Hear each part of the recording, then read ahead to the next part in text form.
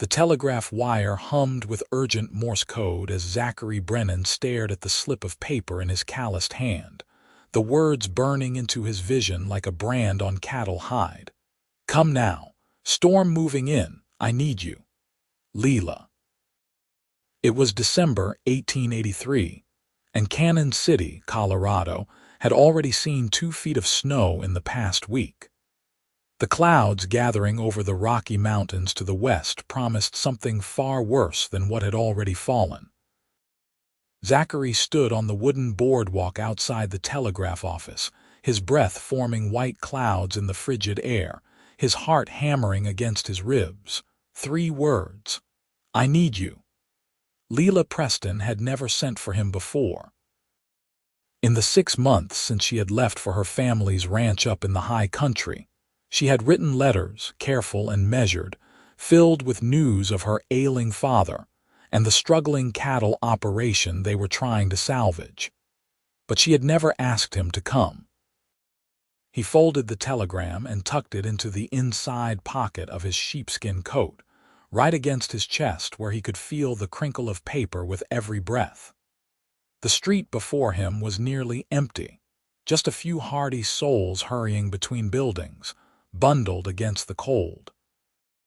Shop windows glowed with lamplight in the early afternoon darkness, the sun already hidden behind heavy gray clouds.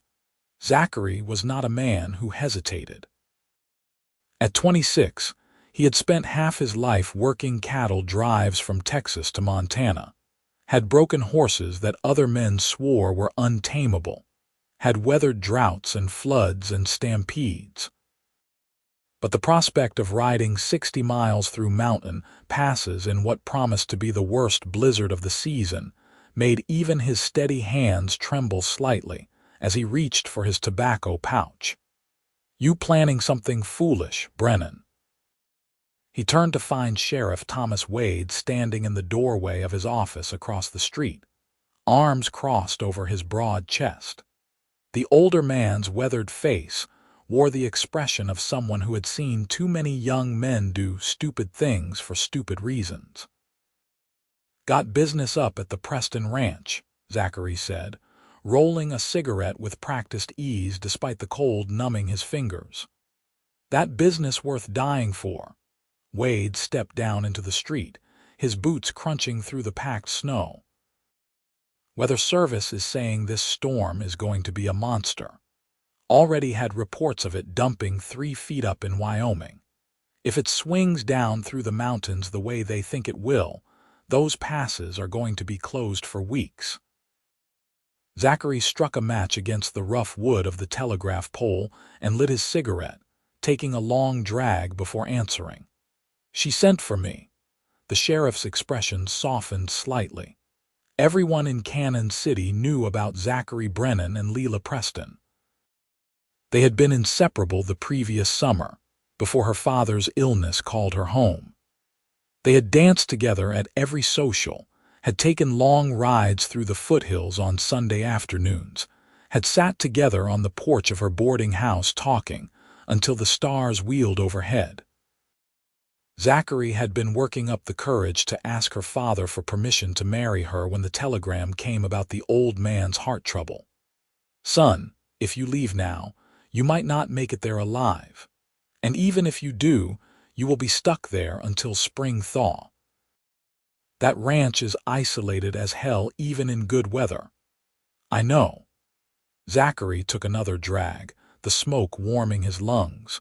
"But if she is asking for me, then something is wrong, something more than usual, and I cannot sit here drinking coffee while she is up there needing help." Wade sighed, his breath forming a great white plume. "You are a damn fool, Brennan, but I suppose that is what love does to a man." He clapped Zachary on the shoulder. "You will need supplies, and a better horse than that Mustang you have been riding. Come on."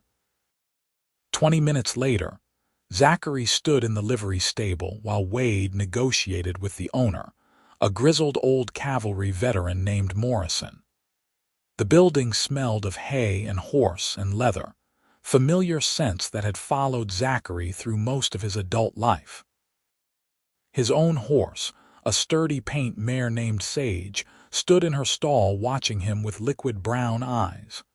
"She is tough," Zachary said when Morrison suggested he take one of the larger geldings instead. "She has gotten me through worse." "Not through this, she is not," Morrison said bluntly. "That storm is going to hit hard and fast. You need an animal with the stamina for deep snow and the sense not to panic. This here is Thunder." He led a massive gray gelding from a back stall, the horse standing at least 17 hands high with a chest like a barrel and legs thick as fence posts. Army mount, retired, served in the Indian campaigns up north. He has seen blizzards that would freeze your eyeballs solid. He will not quit on you. Zachary studied the gelding. The horse regarded him with calm, intelligent eyes, showing no nervousness at the stranger's scrutiny. "How much?" "You can borrow him," Morrison said, "on the condition that if you live through this idiocy, you owe me the story of what was so damn important up at the Preston place." "Deal." Zachary shook the man's hand. The next hour passed in a blur of preparation. Zachary packed his saddlebags with jerky, hardtack, coffee, and beans. He rolled 2 heavy wool blankets and his oilskin duster into a tight bundle behind the saddle. He checked and rechecked his Winchester rifle, making sure the action was clean and smooth, and loaded his Colt revolver with fresh cartridges. Wade brought him a pair of fur-lined gloves and a thick wool scarf. "My wife insists," the sheriff said gruffly. "Says if you are going to be stupid, you might as well be warm while you are doing it." By the time Zachary swung up into Thunder's saddle, the first flakes were beginning to fall. They were small and hard, like grains of rice bouncing off his hat brim. The temperature had dropped another 10 degrees in the past hour. The few people still on the street hurried past without meeting his eyes, everyone focused on getting inside before the storm hit in earnest. "You stick to the main road as long as you can," Morrison called up to him. "When you get to Miller's Creek, you will have to head up into the hills. There is an old line shack about 25 miles up, near the fork in the trail. If the storm gets too bad, hole up there until it passes." Zachary nodded, gathering the reins. Thunder shifted beneath him, eager to move, his breath steaming in the cold air. For just a moment, Zachary let himself imagine staying. He could turn Thunder back into the stable, walk to the boarding house where he kept a room, build up the fire and wait out the storm in warmth and safety. Leela had survived 6 months without him. Surely whatever she needed could wait a few more weeks.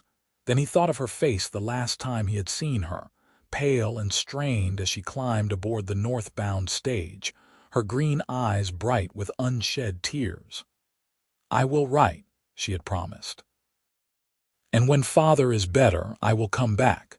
But she had not come back, and now she was asking for him.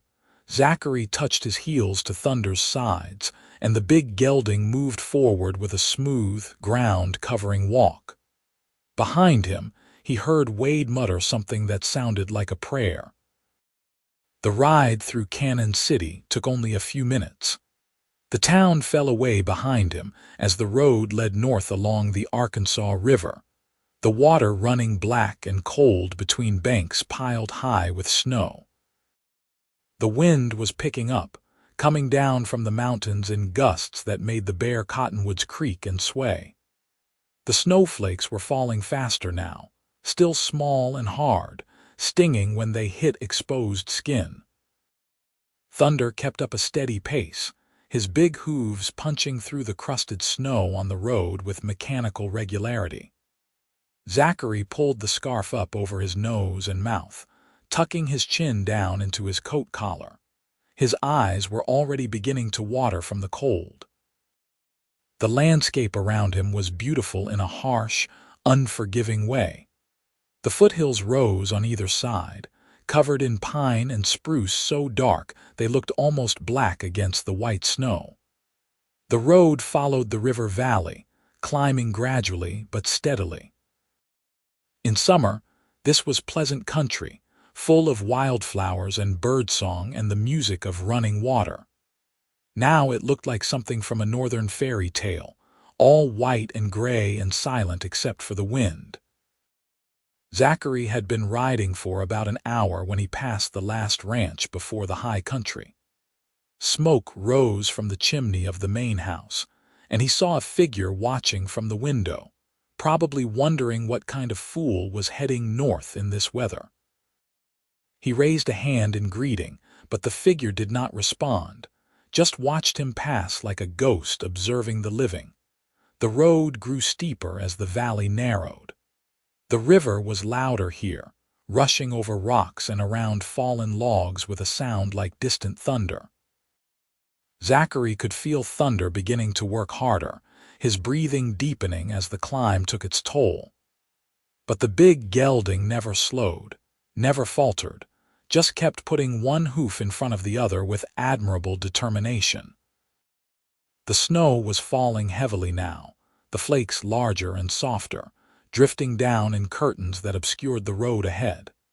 Zachary could barely see 20 feet in any direction. The world had shrunk to just him and thunder, and the narrow strip of white road disappearing into white air.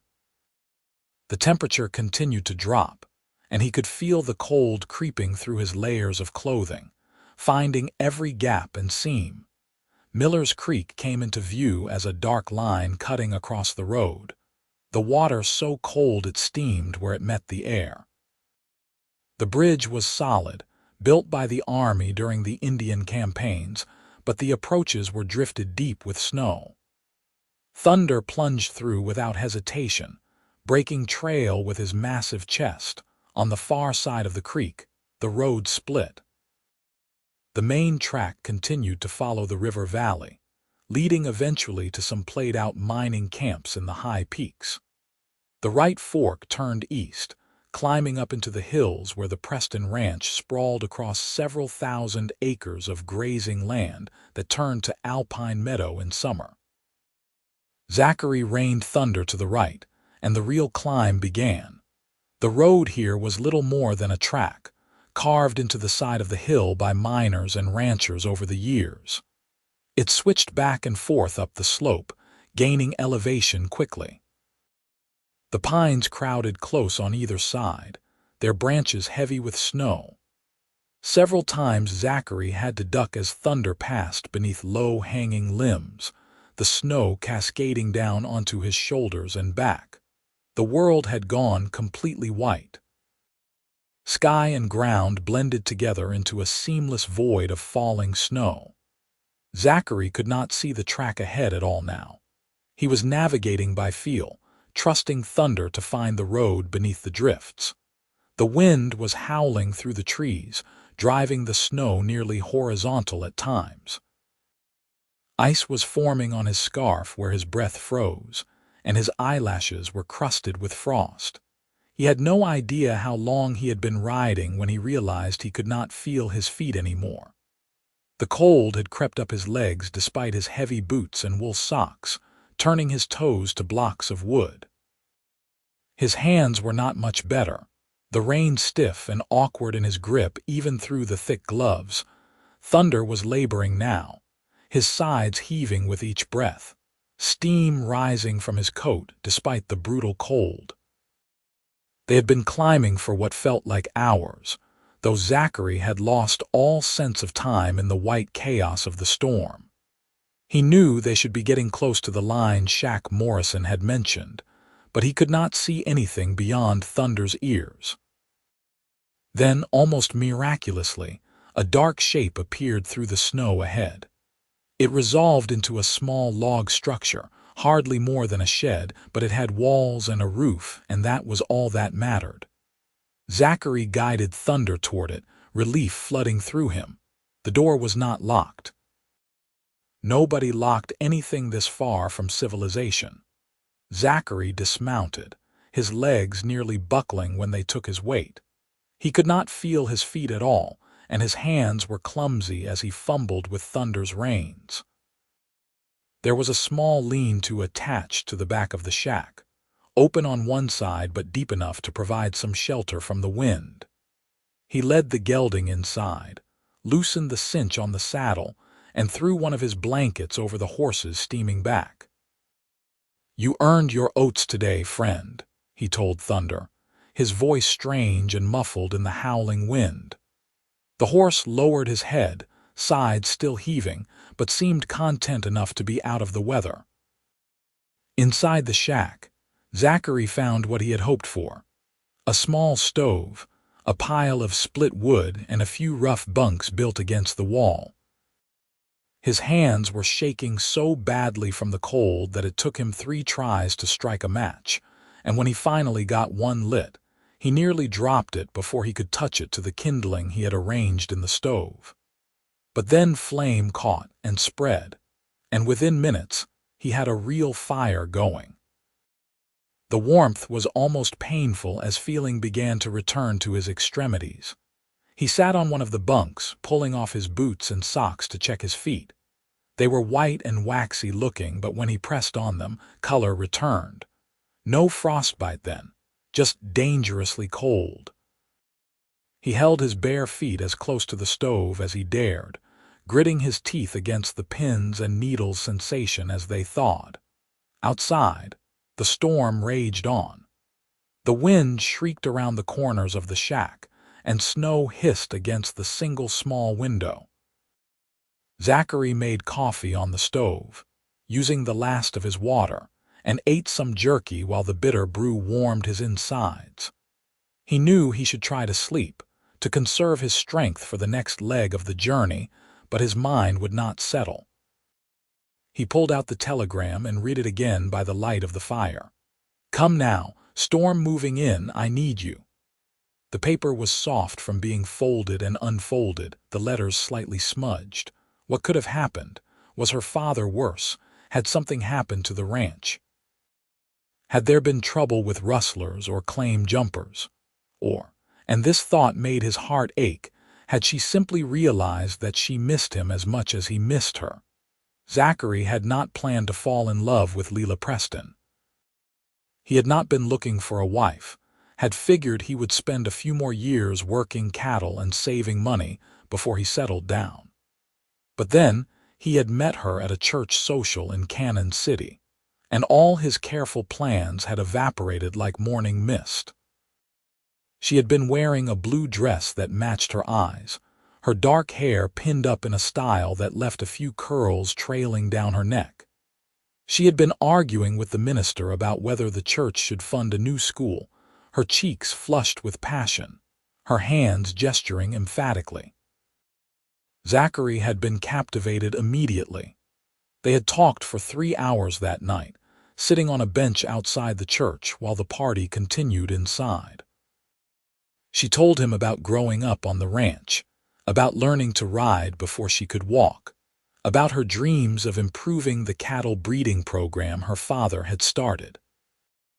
He told her about his own childhood in Texas, about losing his parents to cholera when he was 15, about making his way north through a series of cattle drives and odd jobs until he landed in Cannon City. "You are a wanderer," she had said, but not unkindly. "I was," he had replied. "But I think maybe I have found where I want to stay." The memory made him smile even now, alone in a freezing-lined shack in the middle of a blizzard. He had courted her properly, calling on her at the boarding house where she was staying while she helped organize the new school, bringing her wildflowers he picked on his rides through the foothills, taking her to church on Sundays, even though he had never been particularly religious. Her father had come to town once during those months, a gruff old rancher named William Preston, who looked Zachary over with shrewd eyes and asked pointed questions about his prospects and his intentions. Zachary had answered honestly, and the old man had seemed satisfied, if not exactly enthusiastic. Then the telegram had come. William Preston had suffered a heart attack. He was alive but weak. The ranch needed Leela. She had to go home. "Come with me," she had said the night before she left, her hands gripping his so tightly her knuckles were white. "The ranch is big enough for both of us. Father needs help and I need you." But Zachary had obligations in Cannon City, debts to pay and jobs to finish. And more than that, he had been afraid. Afraid that if he followed her north on the strength of a few months of courtship, he would seem desperate or weak. Afraid that her father would resent a stranger taking over his life's work. Afraid that what he and Leela had might not survive the harsh reality of running a struggling ranch in the high country. "I will come when I can," he had promised. "When things are settled here. When your father is better." She had looked at him for a long moment, her green eyes searching his face. Then she had kissed him, soft and brief, and climbed aboard the stage. That had been in June. Now it was December, and he was riding through a blizzard to reach her, finally understanding that all his careful reasons for waiting had just been different flavors of cowardice. Zachary dozed fitfully on the hard bunk, waking every hour to add wood to the fire. Outside, the storm showed no signs of letting up. If anything, it seemed to be getting worse, the wind taking on a deeper tone that made the whole shack shudder.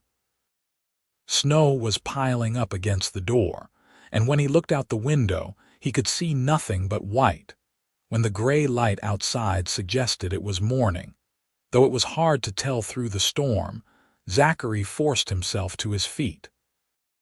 Every muscle in his body ached from the cold and the previous day's ride. He pulled on his socks and boots, which he had dried by the fire, and bundled back into his layers of clothing. Thunder was standing in the lean-to, his head low, snow piled on the blanket across his back. But his eyes were bright and alert when Zachary appeared, and he accepted the handful of oats Zachary had saved for him with every evidence of pleasure. "We have got about 35 miles left," Zachary told the horse as he tightened the cinch and checked the stirrups. "Think you can make it?" Thunder snorted and tossed his head, which Zachary chose to interpret as confidence. The world outside the line shack was completely transformed. Snow had drifted as high as Thunder's chest in places, and the wind was still driving the falling flakes nearly sideways. The temperature had dropped even further overnight, so cold that Zachary's breath froze instantly, coating his scarf with ice within minutes. He could not see the track at all now. He was navigating by dead reckoning, keeping the rise of the hills on his right and hoping that would be enough to keep him oriented. Thunder struggled through the drifts, high-stepping like a war-horse, breaking trail with sheer determination. The miles passed with agonizing slowness. Zachary's world had narrowed to just the next few yards, the next landmark, the next moment of forward progress. He could not think about how far he still had to go, could only focus on the immediate struggle of moving through the storm. At some point, the track entered a forest of old-growth pine, the trees so thick and tall they provided some shelter from the wind. The snow was not as deep here, filtered by the canopy above, and Thunder was able to make better time. But the cold was relentless, seeping through every layer of clothing, turning Zachary's extremities numb despite his best efforts to keep the blood flowing. He stopped once to rest Thunder, finding a windbreak behind a massive fallen log. He ate more jerky and tried to drink some water, but it had frozen solid in his canteen. He broke off some clean snow and melted it in his mouth instead, though he knew that would lower his body temperature even more. The forest went on for hours, the trees standing like silent sentinels in the white chaos. Zachary began to see strange shapes in the snow, tricks of the light that made him think he saw buildings or people that dissolved into nothing when he looked directly at them. He knew he was getting dangerously cold, that his mind was starting to play tricks on him. Then, finally, the trees began to thin. The track emerged onto an open hillside, and through a momentary break in the storm, Zachary caught a glimpse of a wide valley spreading out below him. His heart leaped. He knew this valley.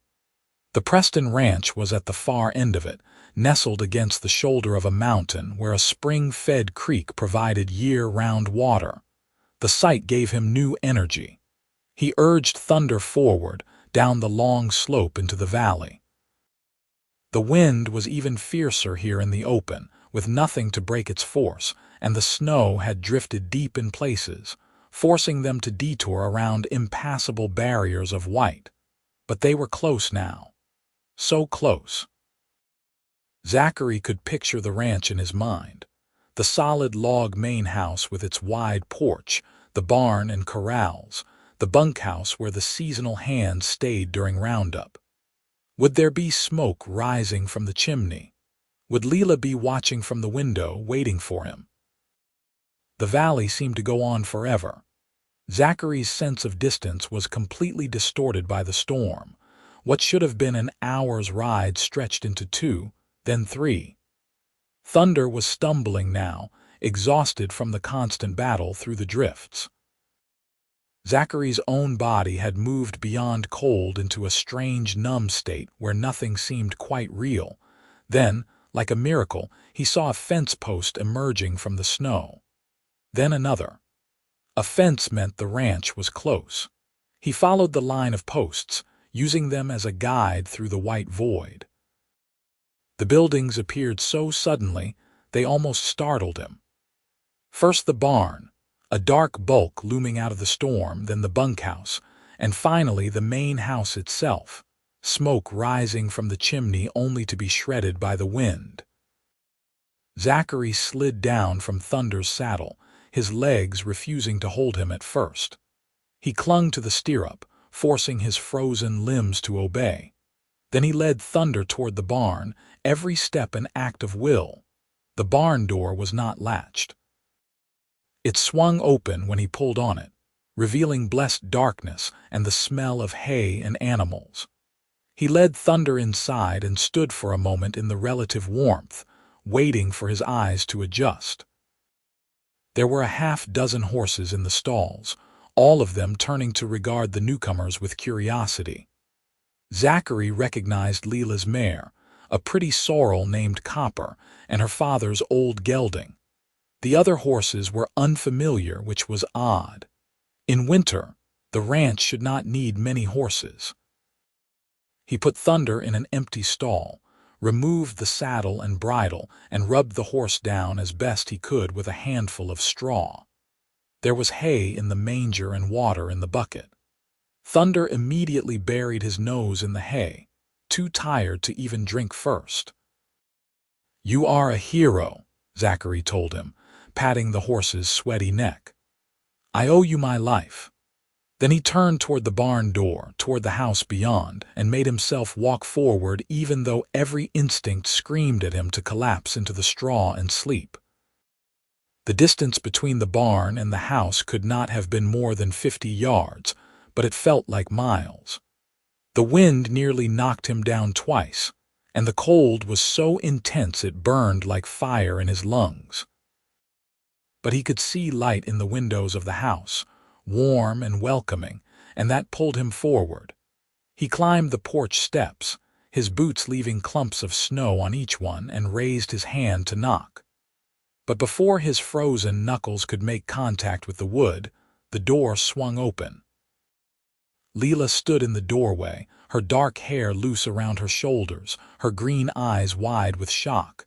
She was wearing a simple brown dress with an apron over it, and she had never looked more beautiful. "Zachary," her voice was barely a whisper. "Oh my God, Zachary." Then she was pulling him inside, her hands surprisingly strong as she guided him toward the fire burning in the massive stone fireplace that dominated one wall of the main room. The heat hit him like a physical force, and he would have fallen if she had not been supporting him. "What were you thinking?" she was saying, her voice shaking between anger and relief.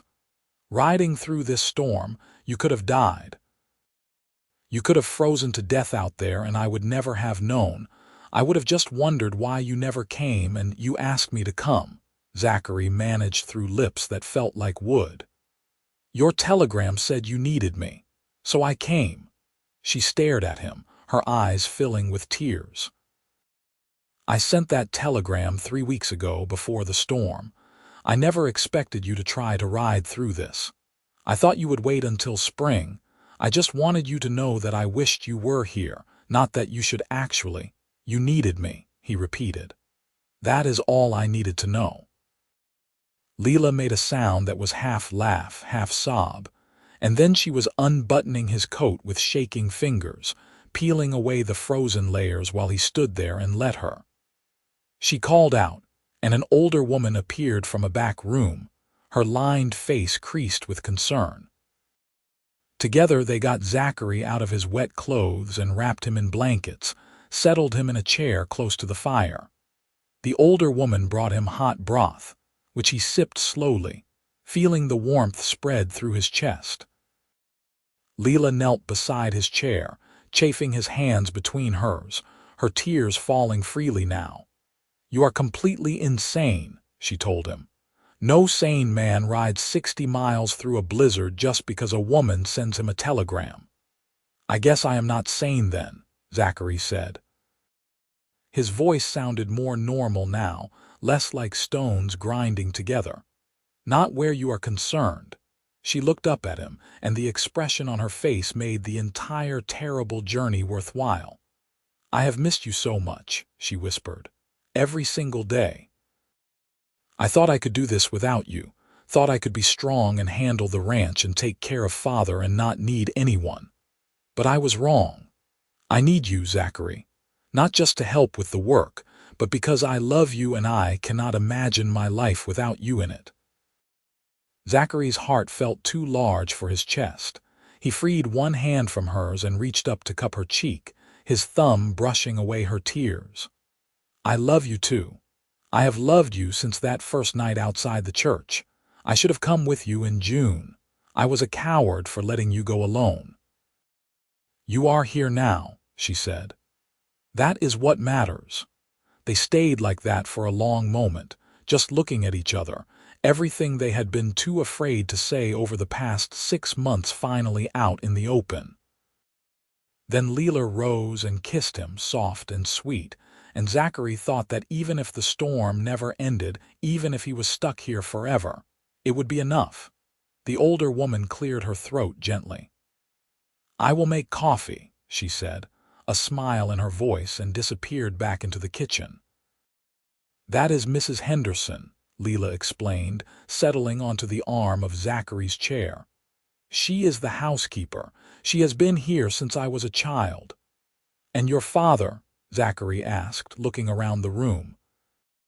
It was larger than he had expected, with solid furniture and bright woven rugs on the floor, but there was no sign of William Preston. Leela's expression clouded. He is in his room. He had another spell last week, not as bad as the first but bad enough. The doctor from Leadville came out before the storm hit and said there is not much more to be done. His heart is just worn out. I am sorry. He is tough. He will hold on. She said it with determination, as if she could make it true through sheer force of will. But the ranch has been hard without him. We have 3 of the regular hands here for the winter, and they are good men, but they are not used to taking orders from a woman. And there have been problems. What kind of problems? Leela hesitated, then said, cattle going missing.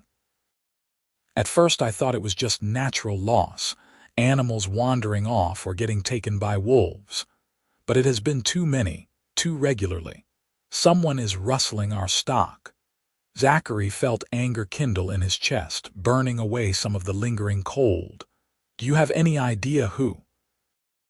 There is a man named Silas Garrett who has a place about 10 miles west of here. He showed up last spring, claimed some land that used to be open range. Father did not like him, said he had a shifty look about him. I have seen some of his men on our land, and twice I found our fences cut. Have you reported it to the law? The nearest sheriff is in Leadville, and that is a 2-day ride in good weather. Even if I could get word to him, I doubt he would do anything. We are pretty far from anywhere out here." Zachary took her hand again, squeezing it firmly. "Well, you are not alone anymore. Once this storm clears, we will deal with your Mr. Garrett." She smiled, but there was worry in her eyes. "I do not want you getting hurt. Garrett has at least 6 men working for him, maybe more. And they are the hard kind, men who have done more than just ranch work, if you know what I mean." "I know what you mean." Zachary had encountered plenty of men like that over the years. The frontier attracted all types, including those running from the law or just from civilized behavior in general. "But we will be smart about it. I did not ride through a blizzard just to get myself shot by a cattle rustler." Mrs. Henderson returned with coffee, rich and black and hot, and Zachary drank 2 cups while the feeling slowly returned to his extremities. The pain of thawing was intense, but he welcomed it because it meant he had not done any permanent damage. He would have all his fingers and toes, which was more than many men could say after a ride like the one he had just completed. As the day wore on and his body recovered from the ordeal, Zachary learned more about the situation at the ranch. William Preston was bedridden but lucid, his once powerful frame wasted by illness. The 3 ranch hands were named Cooper, Martinez, and young Bill, all men in their 30s who had worked for Preston for years. They were loyal enough, Leela said, but they were cowboys, not fighters, and they were uneasy about the trouble with Garrett. The missing cattle were a serious problem. The Preston Ranch ran about 500 head, which sounded like a lot, but was actually a fairly modest operation for this country.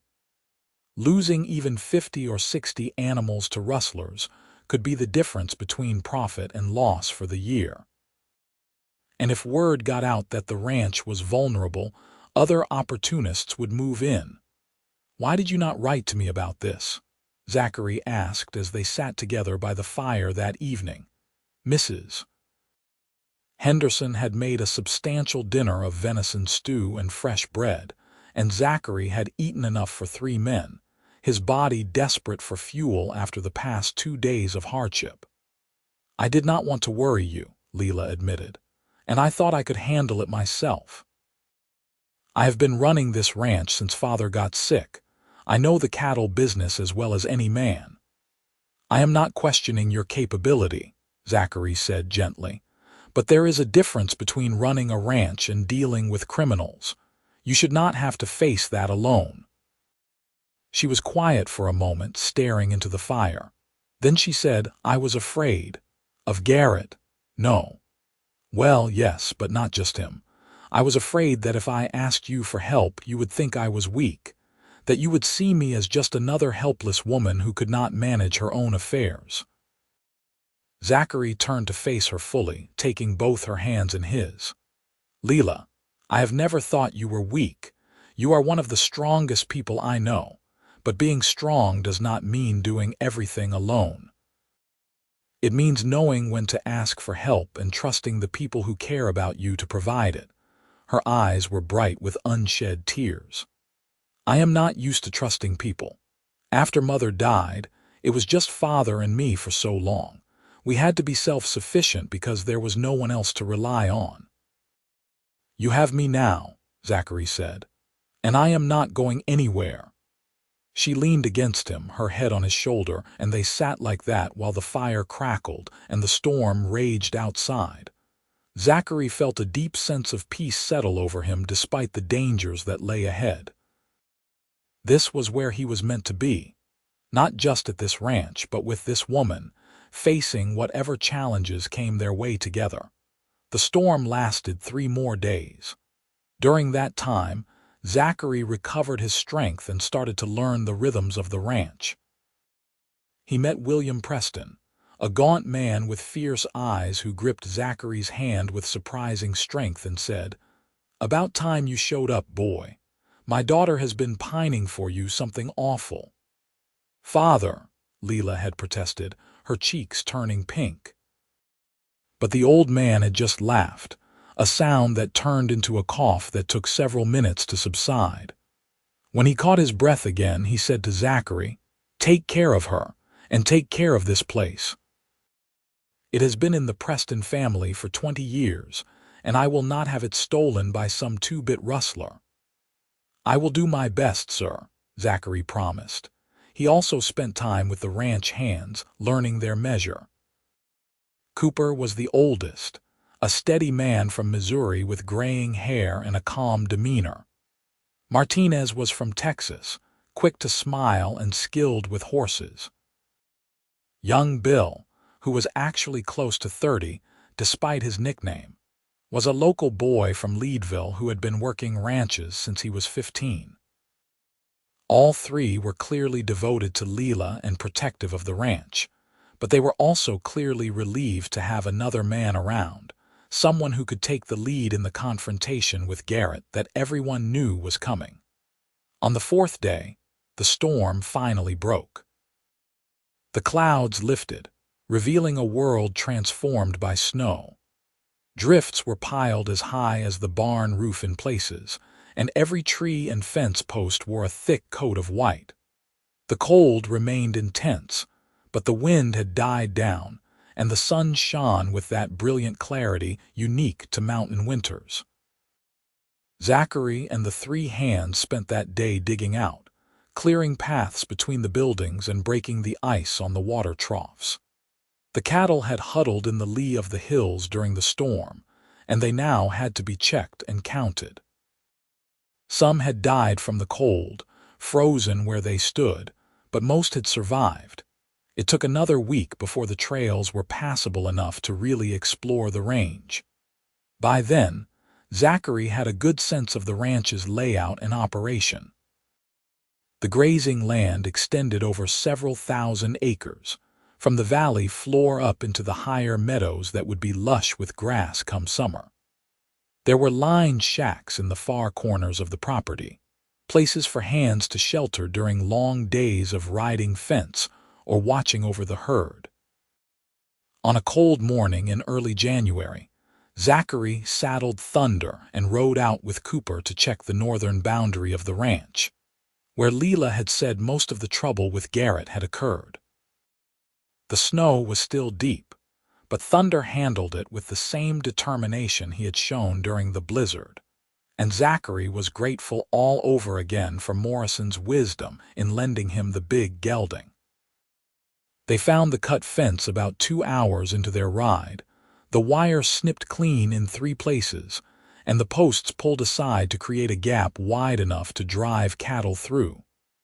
Boot prints and horse tracks led west, toward Garrett's land.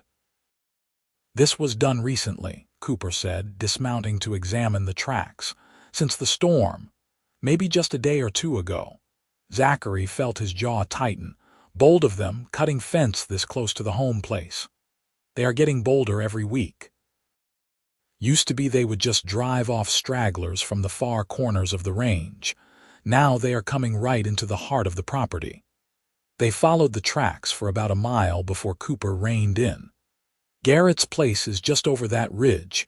We keep going, we will be on his land." "Let us see what there is to see," Zachary said. Cooper looked uneasy but followed when Zachary urged Thunder forward. They rode carefully, using the terrain to stay hidden as much as possible. When they crested the ridge, Zachary dismounted and crawled the last few yards to peer down into the valley beyond. Garrett's ranch was spread out below them, a ramshackle collection of buildings that looked like they had been thrown together without much care or skill. But there were a lot of cattle in the corrals, more than a small operation like this should have. "See that brand," Cooper whispered, pointing. "That is ours, the Double P, and there are at least 30 head down there carrying it." Zachary committed the scene to memory, counting buildings and men. He saw 6 figures moving around the ranch, all of them armed. One man in particular caught his attention, a tall figure with a black beard who seemed to be giving orders to the others. That would be Garrett, most likely. "We have seen enough," Zachary said. "Let us get back." They rode hard for the Preston ranch, arriving as the sun was setting. Leela met them at the barn, her face anxious. "We found where they have been cutting the fence," Zachary told her. "And we saw at least 30 head of your cattle on Garrett's property, bold as brass, wearing your brand." Her hands clenched into fists. "I knew it. I knew he was stealing from us." "The question is what we do about it," Zachary said. He looked at Cooper, Martinez, and young Bill, who had gathered around. "If we go to the law, it will be weeks before anyone can get out here, if they come at all. By then, Garrett could have rebranded the cattle or driven them off to sell somewhere else." "So what do you propose?" Leela asked. "We go get our cattle back." There was a moment of silence. Then young Bill said, "There are only 4 of us and 6 of them at least. And they will be ready for trouble." "7 of us," Leela said firmly. "I can shoot as well as any man." "No," Zachary said immediately. "I am not putting you in danger." Her eyes flashed. "It is my ranch, my cattle. I am not sitting here while you fight my battles for me."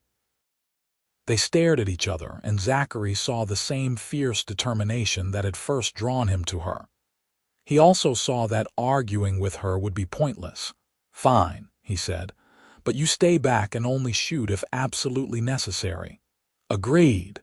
They spent the evening planning. The goal was not to start a war, but to reclaim what was theirs and make it clear that the Preston ranch was no longer an easy target. They would ride to Garrett's place at first light, confront him about the stolen cattle, and drive them back to Preston land. If Garrett and his men wanted to fight about it, well, they would cross that bridge when they came to it. Zachary checked his Winchester and his Colt, making sure both were in perfect working order. The other hands did the same. There was a tension in the air, the electric feeling that came before violence. It was a feeling Zachary had experienced before, on cattle drives when rustlers had attacked the herd, and he did not like it. But sometimes there was no avoiding trouble, only facing it head-on.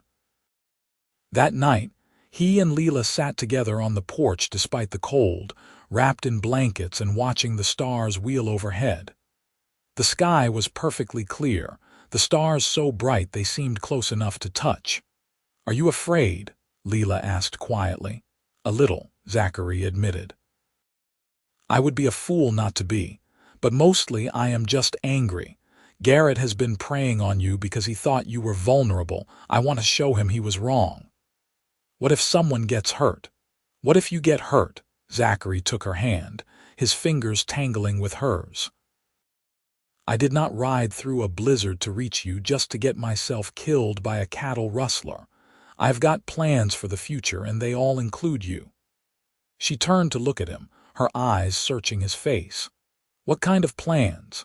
"The kind where you and I run this ranch together. Where we build something good and lasting. Where maybe someday we have children running around and teaching them to love this land the way you do." Leela's breath caught. "Zachary Brennan, are you proposing to me?" "Not properly, not yet. I should talk to your father first, do it right." "But yes, that is what I am saying. I want to marry you, Leela. I want to spend my life with you if you will have me." She kissed him, and it was different from their previous kisses, deeper and more certain. When she pulled back, she was smiling despite the tears on her cheeks. "You should know that father already told me he approves. He said any man crazy enough to ride through a blizzard for his daughter is a man worth keeping." Zachary laughed, the sound echoing in the cold night air. "Well then, when this business with Garrett is settled, I will ask you properly. With a ring and everything." "I will say yes," she told him. "Just so you know." They sat together until the cold drove them inside, holding hands and making quiet plans for a future that suddenly seemed bright and possible despite the danger that tomorrow would bring. Morning came cold and clear. Zachary was up before dawn, checking the horses and weapons one final time. The others gathered in the barn, their faces grim but determined. Even Leela looked fierce in her riding clothes, her dark hair braided back and a rifle slung over her shoulder. "Remember, we are just getting our cattle back," Zachary said as they prepared to mount up. "We do not start shooting unless they do, but if they do start something, we finish it." "Understood," everyone nodded. They rode out as the sun was cresting the mountains to the east, painting the snow-covered landscape in shades of gold and rose. It was beautiful country, Zachary thought, worth fighting for. The ride to Garrett's ranch took about an hour. They approached openly, not trying to hide. Zachary wanted Garrett to see them coming, to have time to think about what was happening and maybe make the smart choice. As they rode into the yard, men emerged from the buildings.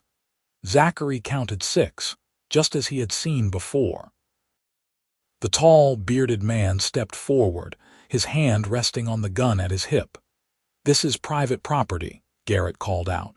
"You are trespassing." Zachary rained thunder to a stop about 20 feet away, positioning himself between Garrett and the others. "My name is Zachary Brennan. I work for the Preston Ranch. We are here for our cattle." Garrett's eyes narrowed. "I do not know what you are talking about. You have at least 30 head in your corrals wearing the Double P brand. Those are Preston cattle and you stole them. That is a serious accusation. You have any proof? The proof is standing in your corral. We can see them from here." Garrett glanced back at the corrals, then looked at Zachary again. His hand was still on his gun. "Could be strays, wandered over from Preston land, open range, you know, through a fence you cut." "I do not think so." The tension ratcheted up several notches. Garrett's men were spreading out, hands drifting toward their weapons. Behind Zachary, he heard the soft sounds of his own people preparing for trouble. "Here is what is going to happen," Zachary said, keeping his voice calm and level. "We are going to take those cattle and drive them back to where they belong. You are not going to stop us, and you are not going to cut any more fences or steal any more of Miss Preston's stock. Because next time, we will not be coming for a conversation." Garrett's face darkened. "You are making a big mistake, friend. There are more of us than there are of you. 6 against 7 by my count, and that is assuming all your men want to die for your thieving." "Do they?" Zachary raised his voice slightly. "You men working for Garrett. You getting paid enough to take a bullet for stolen cattle?" He saw uncertainty flicker across several faces. Garrett saw it too, and his expression hardened. "Nobody is dying today," Garrett said, "but you ride onto my land and steal my cattle that is rustling. I would be within my rights to shoot you down. They are not your cattle. They never were, and everyone here knows it." For a long moment, nobody moved. The morning air was so still that Zachary could hear the cattle shifting in the corral, could hear his own heartbeat pounding in his ears.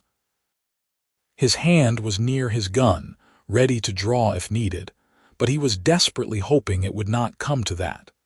Then one of Garrett's men, a younger fellow who could not have been more than 20, took a step back and said, "I did not sign on for no gunfight. I just hired on to work cattle." "Shut up, Miller," Garrett snapped, but the damage was done. Another man shifted uncomfortably and said, "He has got a point, boss. Those cattle are wearing Preston's brand clear as day. Law finds out we are holding them, we all hang." Garrett's face went red with fury, but Zachary could see he was losing control of the situation. "Fine," the big man spat. "Take your damn cattle. But you tell Preston that this range is changing. The old ways are done. There is not room out here for everyone, and the strong are going to push out the weak." "The Prestons are not going anywhere," Zachary said. "And neither am I. You remember that next time you are thinking about cutting fences." He gestured to Cooper and the others. They rode to the corrals, opened the gates, and started driving the stolen cattle out. Garrett and his men watched with sullen anger but made no move to interfere. Zachary kept thunder between them and the others, his hand still near his gun. until all 30-some head were out of the corral and moving east toward Preston Land.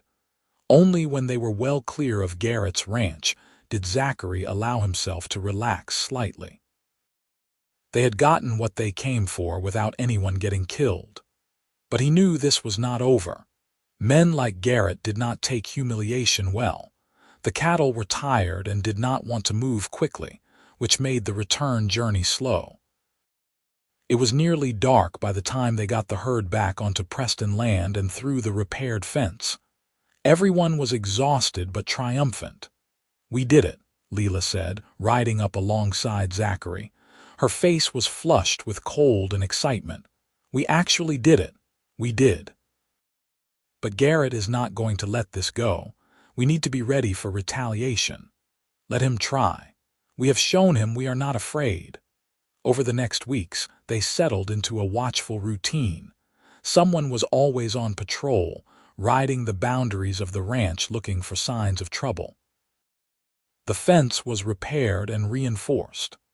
Zachary sent word to the sheriff in Leadville about Garrett's rustling, though he did not expect much to come of it. But the expected retaliation never came.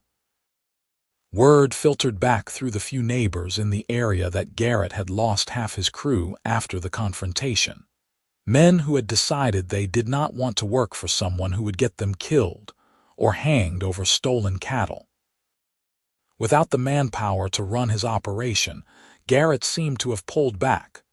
Maybe he learned his lesson, Leela suggested one evening in late January. "Maybe," Zachary said. But he remained vigilant, knowing that men like Garrett rarely changed their nature. The winter slowly gave way to early spring. The snow began to melt from the lower elevations, filling the creeks with rushing water. The cattle grew leaner, eager for the green grass that would come with warmer weather, and William Preston grew weaker. Zachary spent many evenings sitting with the old man, listening to stories about the early days of the ranch, about fighting drought and hard winters and the loneliness of the frontier. Preston spoke about his wife, who had died when Leela was just 12, and how proud he was of the woman his daughter had become. "You are going to marry her," Preston said one night. "It was not a question. If she will have me, yes, sir. She will have you. She has got good sense about most things." Preston coughed, the sound wet and painful. When he caught his breath, he said, "I am leaving the ranch to her, all of it. She has earned it, running this place while I have been stuck in this damn bed, but she is going to need help. It is too much for one person, even someone as capable as Leela. I will help her. That is why I am here. I know. That is why I am telling you all this." Preston reached out and gripped Zachary's hand with surprising strength. "Promise me you will take care of her. And promise me you will not let anyone take this ranch from her. We built something good here and I want it to last." "I promise," Zachary said solemnly. Preston nodded, seeming satisfied. "Good. Now get out of here and go spend time with my daughter. An old man does not need company, but a young woman does." Zachary found Leela in the kitchen, helping Mrs. Henderson prepare bread for the next day. Her hands were dusted with flour, and there was a smudge on her cheek that made her look impossibly young. When she saw him, she smiled, and Zachary felt his heart turn over in his chest. "Walk with me," he asked. She wiped her hands on her apron and took his arm. They walked out into the cool evening toward the creek that ran behind the house. The sound of running water was louder now with the snowmelt, a constant music that spoke of renewal and change. "Your father and I had a talk," Zachary said. About the ranch, about you, about us." He stopped walking and turned to face her. "Leela, I know I said I would wait and do this properly, but I cannot wait any longer. I love you. I want to spend every day of the rest of my life with you. Will you marry me?" Leela's eyes went wide, then filled with tears. "Yes," she said. "Yes, absolutely yes." Zachary pulled a small box from his pocket. Inside was a simple gold band with a single small diamond, nothing fancy but the best he had been able to afford. He had ridden to Leadville 2 weeks earlier and spent most of his savings on it. "It is not much," he started to say, but Leela cut him off with a kiss. "It is perfect," she said when they finally broke apart. "You are perfect. All of this is perfect." He slipped the ring onto her finger and it fit as if it had been made for her. They stood there by the creek as the stars came out, making plans and promises and dreaming about the future. They were married 3 weeks later in a simple ceremony in the ranch house, with William Preston propped up in bed to watch, his eyes bright with tears. The local minister rode out from Leadville to perform the service. Cooper, Martinez, young Bill, and Mrs. Henderson were the witnesses, and everyone agreed it was the finest wedding they had ever attended despite its simplicity. That night, Zachary carried Leela across the threshold of what would be their room, and they began their married life together with joy and hope, and a deep sense of rightness. William Preston died 2 days later, slipping away peacefully in his sleep. They buried him on a hill overlooking the ranch he had built, with a simple wooden cross to mark the spot. Leela wept and Zachary held her and they mourned together, but life on a ranch does not stop for grief. There was still work to be done, cattle to tend, fences to mend. Zachary threw himself into the labor, learning every aspect of the operation from Leela and the experienced hands.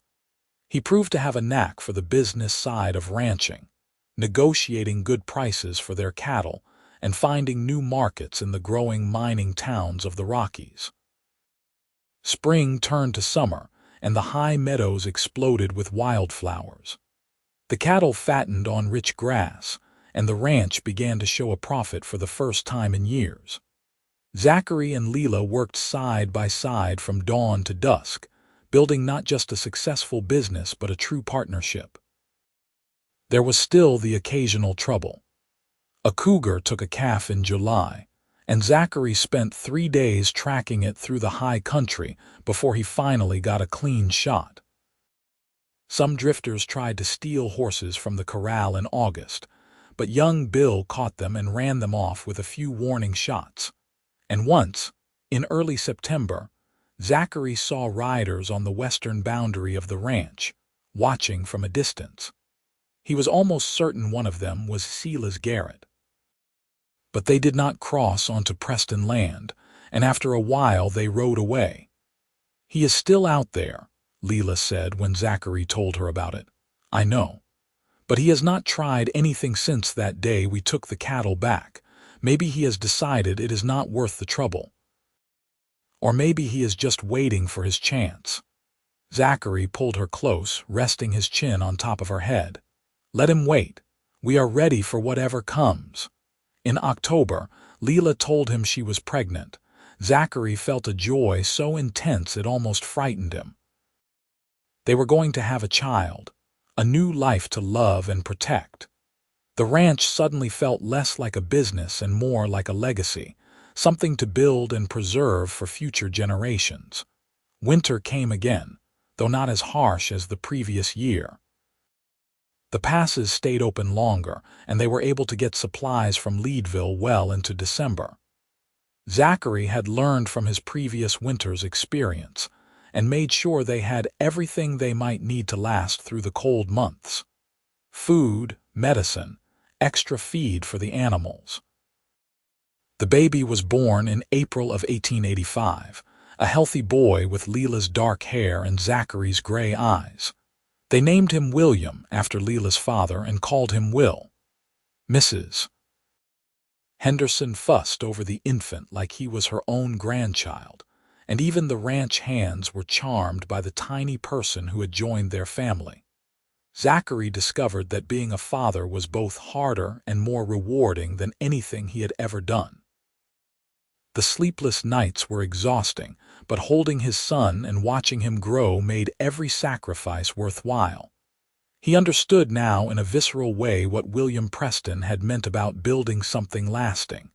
This ranch was not just land and cattle anymore. It was home. It was family. As Will grew from infant to toddler, the ranch continued to prosper. Zachary and Leela added new cattle to the herd, improved the breeding stock, and built a new barn to replace the aging original. They hired 2 more permanent hands to help with the growing operation. News came in the summer of 1886 that Silas Garrett had sold his ranch and moved on, heading further west to try his luck in California. Zachary felt a weight lift from his shoulders that he had not even realized he had been carrying. The threat that had hung over them for so long was finally gone. "We did it," Leela said when they heard the news. "We outlasted him." "We did more than that," Zachary replied. "We built something he could never take from us." Life settled into a comfortable rhythm. The years passed with the changing seasons. Spring roundups, summer grazing, fall sales, winter rest. Will grew into a bright, curious child who followed his father everywhere and listened raptly to his mother's stories about the land. In 1888, Leela gave birth to a daughter they named Rose, and the ranch house rang with the laughter of children. Zachary never forgot that desperate ride through the blizzard, the moment that had changed everything. Sometimes, on winter nights when the wind howled outside, he would tell his children the story of how he had ridden 60 miles through the worst storm in memory because their mother had needed him. "What did Mother say when you arrived?" Will always asked, even though he had heard the story a dozen times, and Zachary would smile and repeat Leela's words. "She said I was completely insane, and then she said she loved me." "Was the ride worth it?" Rose would ask. Zachary would look at his wife, at his children, at the warm home they had built together, and his answer was always the same. Every frozen mile, every moment of fear and pain, all of it was worth it for this, for all of you. As the century turned and the Old West began to fade into history, the Preston Ranch endured. Zachary and Leela grew older together, their love deepening with each passing year. They faced challenges, drought years and hard winters, economic downturns and changing markets. But they faced them together, drawing strength from each other and from the family they had created. Will grew up to be a fine rancher, learning the business from his parents and bringing his own ideas to improve the operation. Rose married a good man from Leadville and settled on a neighboring ranch, raising her own family while staying close to her childhood home. And in time, there were grandchildren, a new generation running through the meadows and learning to love the land just as their parents and grandparents had. Zachary and Leela grew old watching the sunset from the porch of the ranch house, their hands still finding each other as naturally as breathing. They had built something extraordinary, not just a successful ranch, but a true partnership founded on love and trust and unwavering commitment. Sometimes visitors would ask Zachary about the scar on his left hand, a pale line where frostbite had left its mark during that long-ago ride through the blizzard. And he would tell them the story about a young man who had ridden through a storm because the woman he loved had asked him to come, about finding her waiting for him with words that made every hardship worthwhile. "What did she say?" people would ask, wanting to know the exact words. And Zachary would smile, remembering that moment in the doorway when Leela had pulled him inside from the cold, the moment everything changed. "She said she needed me. She said she loved me. She said she could not imagine her life without me in it." And that made every frozen mile, every moment of doubt and fear, completely and absolutely worth it. He would look at Leela then, and she would look back, and the love in their eyes would still be as bright and true as it had been on that winter day so long ago, when he had stepped out of the blizzard and into her arms, into his future, into the life they would build together. The ranch continued through the generations. the Preston name enduring as a testament to the strength and vision of its founders. The land that William Preston had claimed and Leela had fought to keep, and Zachary had helped to build into something extraordinary, passed down through their children and grandchildren, each generation adding their own stories to the family legacy. But it all began with a ride through a blizzard, with a telegram that said, "I need you," with a man who loved a woman enough to risk everything to reach her. And with the words she spoke when he arrived, words that proved some things are worth any sacrifice. "I need you. I love you. I cannot imagine my life without you." In the end, that was the real legacy of Zachary Brennan and Leela Preston. Not the land or the cattle or the material success, but the love they shared and the family they built and the example they set for everyone who came after them. Love that was strong enough to weather any storm, to overcome any obstacle, to endure through the changing seasons and the passing years.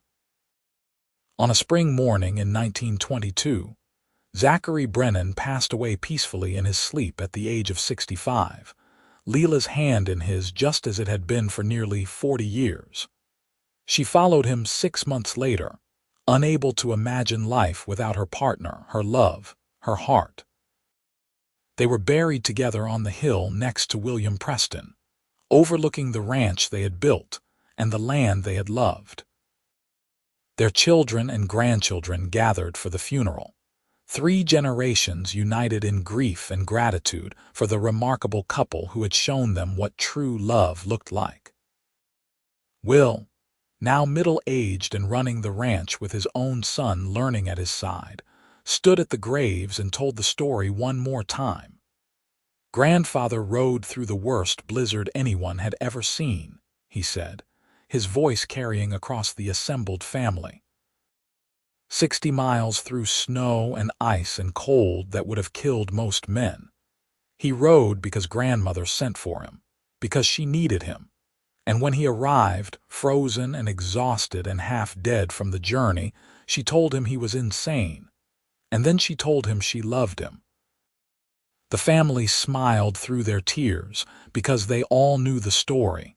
It was part of who they were, part of their heritage. They built this ranch together, Will continued. But more importantly, they built a family. They showed us what it means to love someone completely, to commit to them absolutely, to be willing to ride through any storm to reach them. That is the legacy they leave us. Not just this land, but the example of how to live and love and build something that lasts. As the sun set over the mountains that evening, painting the sky in shades of gold and rose, the family gathered on the porch of the old ranch house. Children played in the yard while their parents watched. The cattle lowed in the distance. The creek sang its eternal song. And if you listened carefully, you could almost hear the echoes of 2 voices. A man telling a woman he would ride through any storm for her, and a woman telling a man that she loved him more than words could say, that his arrival made every hardship worthwhile, that together they could face anything the world threw at them. Because some loves are written in the stars, some loves are strong enough to weather any storm. And some loves begin with a desperate ride through a blizzard and a simple telegram that says, "I need you." And they endure forever, a light in the darkness, a warmth in the cold, a promise kept through all the seasons of life. The Preston Ranch still stands today, run by the descendants of Zachary and Leela, a testament to what 2 people can build when they love each other enough to risk everything, to commit completely, to never give up no matter how hard the journey becomes. The land has changed, modernized, adapted to new times, but the heart of it remains the same. A family built on love, a legacy born from a ride through a blizzard and words spoken in a doorway that made it all worthwhile. "I need you. I love you. I cannot imagine my life without you." Those words echoed through the generations, a reminder of what matters most. Not wealth or success or comfort, but love. The kind of love worth riding 60 miles through a blizzard to reach. The kind of love worth building a life around. The kind of love that endures beyond death, beyond time, beyond anything the world can throw at it. And in the end, that is the only thing that truly lasts. Love. Everything else fades, but love endures. Love written in the land, in the family, in the stories passed down through the years. Love that began with a cowboy and a telegram and a blizzard, and grew into something extraordinary. The sun set over the ranch, as it had for more than 50 years since that fateful winter day. The stars came out, brilliant in the clear mountain air. And somewhere, in the eternal place where love never dies, Zachary and Leela Brennan danced together one more time, young again, forever bound by the promise they made to each other so long ago. A promise kept. A love fulfilled. A story worth telling for all time. And it all began with a ride through a blizzard, because sometimes the greatest love stories start with the greatest risks, and the words that make it all worthwhile are simply these. I need you. I love you. And you were worth every frozen mile.